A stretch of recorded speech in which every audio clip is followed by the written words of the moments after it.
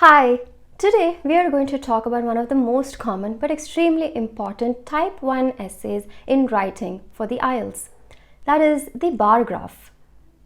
As the name suggests, in this type of task you will be asked to analyze and describe and summarize a bar chart. What is a bar graph? Well, it looks like this.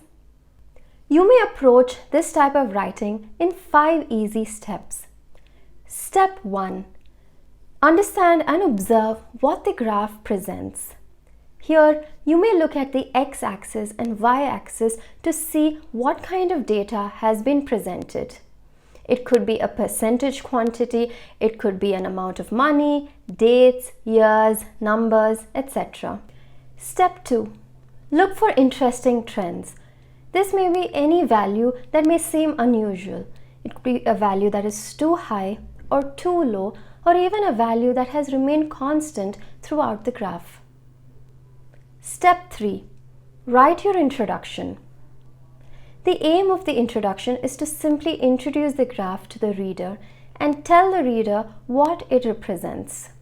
Let us look at an example of an introduction. In this graph, an appropriate introduction would be as given. Remember, your introduction should be very clear and do not squish together many ideas in one sentence. You may break down your sentence to write a clear and concise introduction. Step 4. Describe the graph in detail.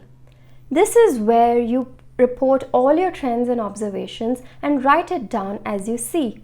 While writing, furnish all the details very clearly and use simpler sentences so that it does not cause any confusion to the reader. Here is an example of what you can write. And finally, step 5. Check your essay. Here you need to check for spelling and grammar mistakes and also check your punctuation. Recheck your sentences and find out if they are optimized and if they are clear and coherent. You may make some modifications if you feel that the reader might get confused by what you're trying to say. Well, there you go. 5 simple steps to write a bar graph. All the best.